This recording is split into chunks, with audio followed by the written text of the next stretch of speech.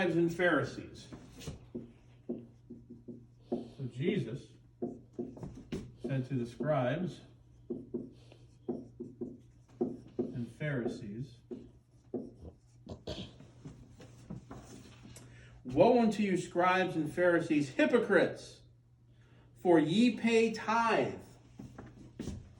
So they're tithing on what?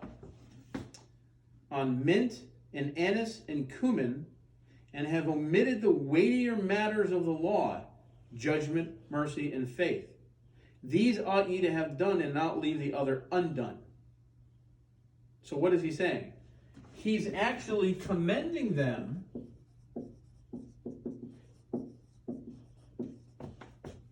and not correcting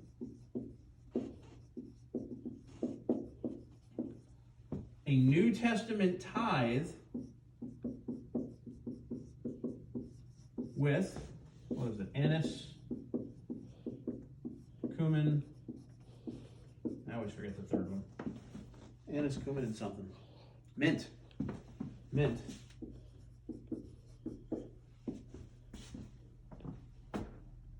But he is correcting them for not, what's the word that he used here? You have omitted the weightier matters of the law, judgment, mercy, faith. Not doing judgment, mercy, faith.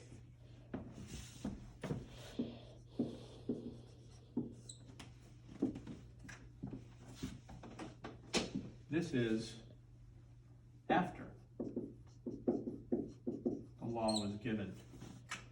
All right? Now, let's do it this way.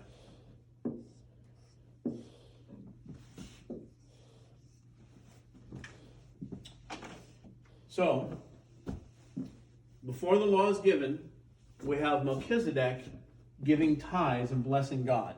And in the context, it's proper, it's right, and what should be done, it's expected. Then, at Mount Sinai, we have God giving Moses the commandments and giving him the law to Israel. And in that, in Leviticus 27:30 through 34, it also talks about the tithe being good and proper and expected. And it hasn't changed. So before the law, God required it. In the giving of the law, God required it. In the New Testament, Jesus, in correcting the Pharisees concerning the law, let's read that again. "Woe unto you, scribes and Pharisees, hypocrites." Let's skip this first section and say, "You have omitted the weightier matters of the law, judgment, mercy, and faith.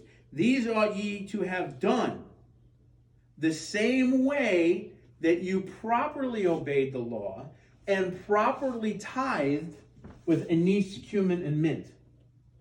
Because notice the last part it says here, "and not to leave the others undone." These are the others.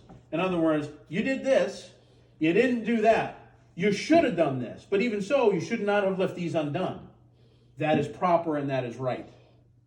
Do these the same way you're doing those. If you obey the law here, which is to tithe, you obey the law here in judgment, mercy, and faith.